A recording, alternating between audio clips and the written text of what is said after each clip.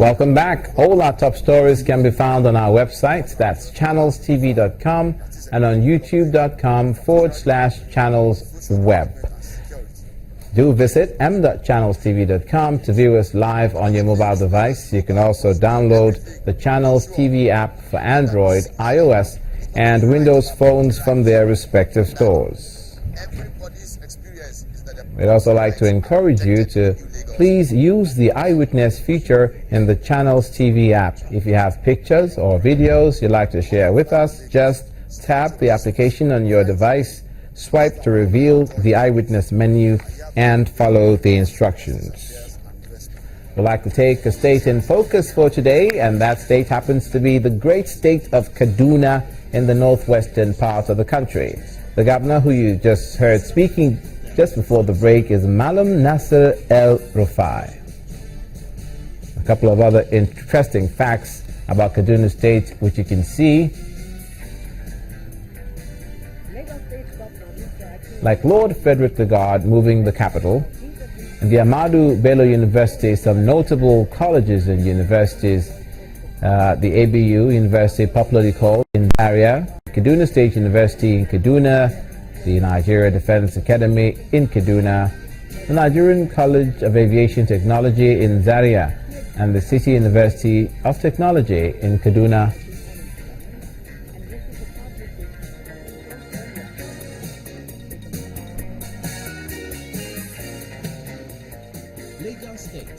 Now let's turn our attention to the north central part of the country. A popular hotelier in Ilorin, the Kwara State capital, has been kidnapped by gunmen reportedly dressed in military uniform.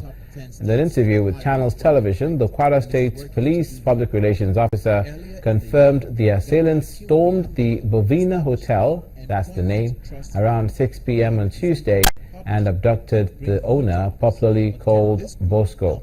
He adds that previous attempts to kidnap him had failed, after which he rejected offers by the police to protect him. Now, according to the police in this story, the three suspects have been arrested and investigations are ongoing to determine their role in the affair. The manager of one Bovina hotel here in Ilorin came to the police station and reported that he's the owner of the hotel by name Ifeanyi Boniface Okoye, popularly known and called Bosco, was kidnapped. That was abducted by men in military uniform. By gunmen in military uniform, but three of them came into the hotel and whisked the said Boniface away.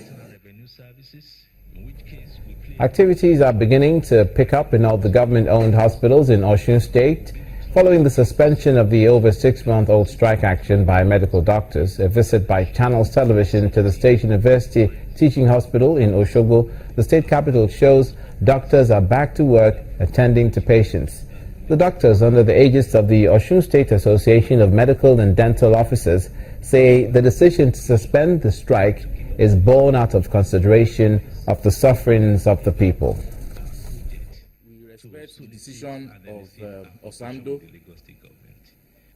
but then it will be imperative to also state categorically once again that as we speak, government is yet to accede to our grievances and demands, and as such, the present impasse persists. Government has been adamant, despite all our efforts to even bring other stakeholders, to the picture.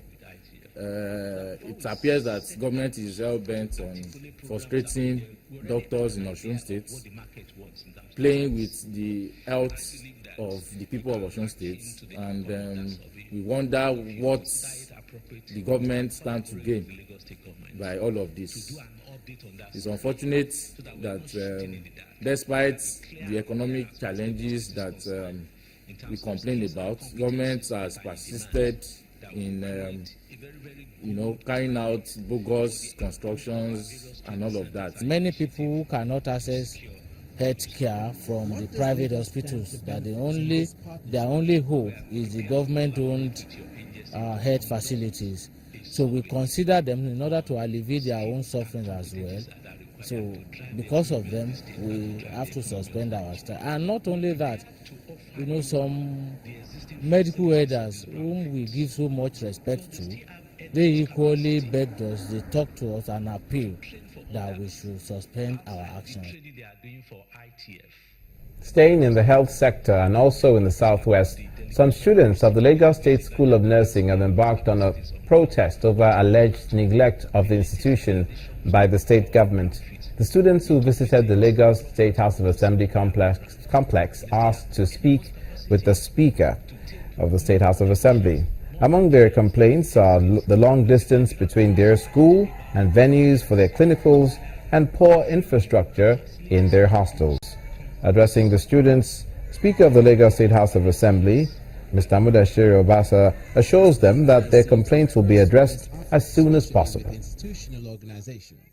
It's brought so much passion to everything that it's doing. For the past 3 months now, we don't have electricity in our hostel, in our harness hostel. We want to tell you that some of us today have not taken our bath because there is no water. We go out to fetch water, and now on the street they don't have water because when we all crowd there, they don't have their water supply finishes until they pump another water. So we don't have lights, we don't have water. Another thing is that some of us sleep on the floor in the hostel where we pay 230,000 naira. Some of us sleep on the floor because there's no sufficient accommodation to actually accommodate every one of us. We are 210 students in the school, but we are not treated like we pay. Our staff strength is so weak. We have just 4 tutors in my school that teach our core course. They are strained to the extreme. Our exams are being postponed because there are no funds. We don't have autonomy. We don't have funds. Some of our students are supposed to be in their second year, or they are still in their first year. They've not written their exam, and they don't know when they are going to write exam because they don't know when the funds will be released. With RDO, we will look into this. We will call the commissioner for it. The chairman of the committee on net is with us here. We will look and see what solution we can provide. I agree with you as a student. There's some things that you have to benefit as students and while you are paying your school fees. But we have to give us chance, you have to give us opportunity to look at this matter and address it.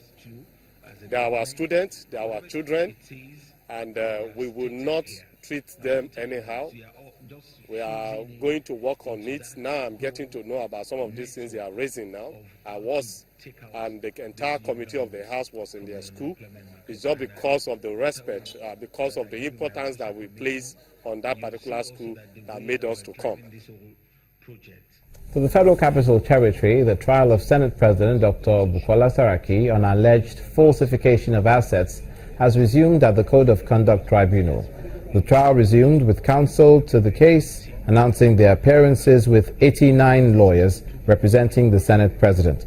Continuing his testimony, the chief prosecution witness says the documents on the banking details of the Senate President is part of the intelligence report handed over to his team by the former chairman of the EFCC.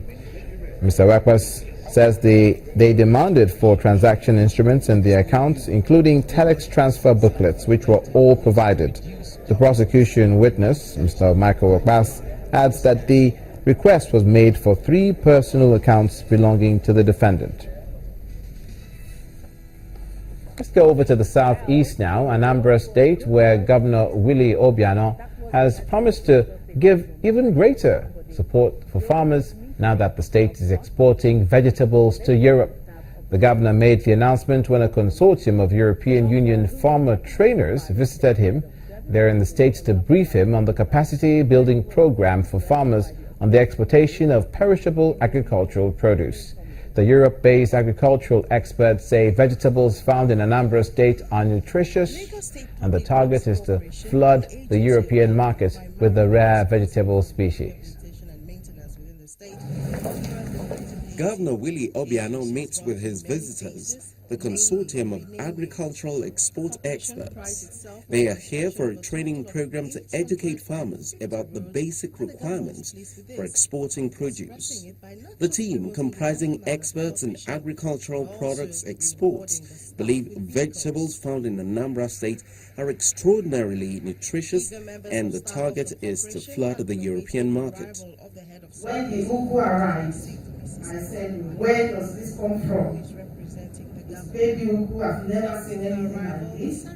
All the ugu that appears in the market in the UK, they usually hold dead and very fibrous.